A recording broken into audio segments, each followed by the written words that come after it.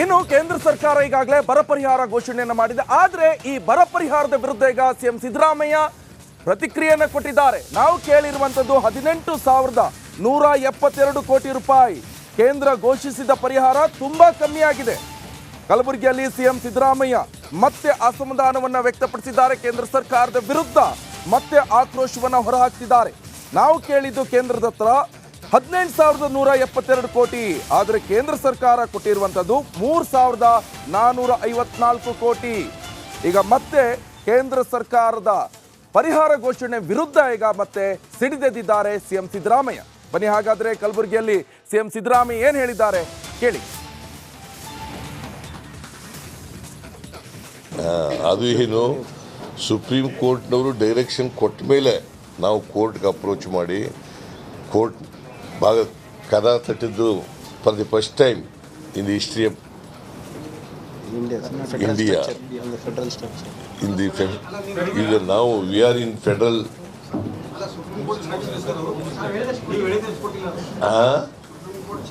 ಇಲ್ಲ, ಸುಪ್ರೀಂ ಕೋರ್ಟ್ನವರೆಲ್ಲ ಇದು ಹೇಳಿರೋದು, ಸುಪ್ರೀಂ ಕೋರ್ಟ್ನವರೆಲ್ಲ ಹೇಳಿರೋದು. ಅವರು ಇತ್ಯರ್ಥ ಮಾಡಿ ಜಲ್ದಿ ಅಂತ ಹೇಳಿದರು.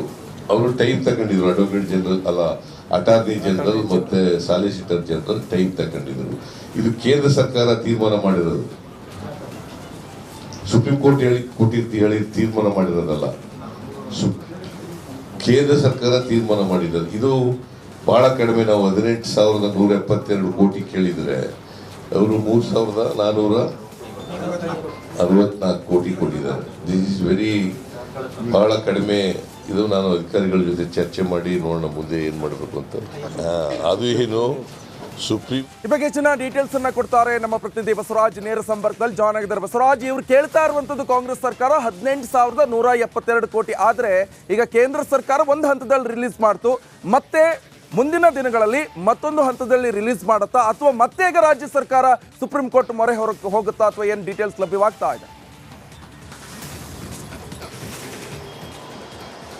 ನಿಕೇಶ್, ಇಲ್ಲಿ ಒಂದು ಲೆಕ್ಕದ ವಿಚಾರದಲ್ಲಿ ಇದು ಇನ್ನೊಂದು ಕಂತು ಬಿಡುಗಡೆ ಹಣ ಆಗುತ್ತೆ ಅನ್ನುವಂಥದ್ದು ಎಲ್ಲಿಯೂ ಕೂಡ ಉಲ್ಲೇಖ ಆಗಿಲ್ಲ ಅನ್ನುವಂಥದ್ದು ಆಕ್ಷೇಪ ರಾಜ್ಯ ಸರ್ಕಾರದಿಂದ.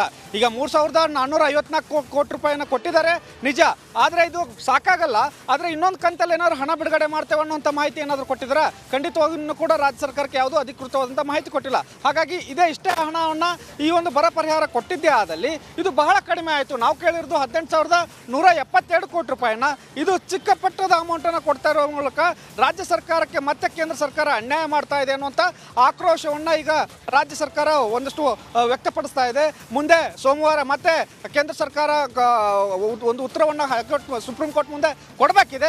ಆ ವೇಳೆ ನಾವೇನಾದರೂ ಪ್ರಶ್ನೆ ಮಾಡೋಕ್ಕಾಗುತ್ತಾ ಅನ್ನುವಂಥದ್ದನ್ನು ಕೂಡ ಕಾನೂನು ತಜ್ಞರ ಬಳಿ ಚರ್ಚೆಯನ್ನು ಮಾಡ್ತೇವೆ ಅನ್ನುವಂಥ ಮಾತನ್ನು ಕೃಷ್ಣ ಬೈರೇಗೌಡರು ಹೇಳ್ತಾ ಇದ್ದಾರೆ.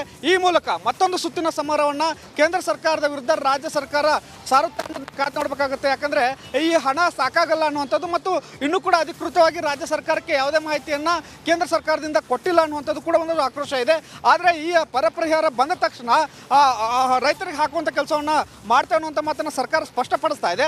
ಆದರೆ ಈ ಸಣ್ಣ ಪ್ರಮಾಣದ ಹಣ ನಮಗೆ ಪೂರ್ತಿ ಪ್ರಮಾಣದ ಹಣ ಆದರೂ ಬರಬೇಕು, ಒಂದು ಪಟ್ಟು ಕಡಿಮೆ ಆದರೂ ಪರವಾಗಿಲ್ಲ, ಆದರೆ ಹಣ ನಮ್ಮ ಪಾಲಿಂದು ಬರಬೇಕು ಅನ್ನುವಂಥ ಮಾತನ್ನು ರಾಜ್ಯ ಸರ್ಕಾರ ಈಗ ಹೇಳ್ತಕ್ಕಂಥದ್ದು. Nikesh, okay, thank you Basavaraj ನಿಮ್ಮೆಲ್ಲ ಮಾಹಿತಿಗೆ.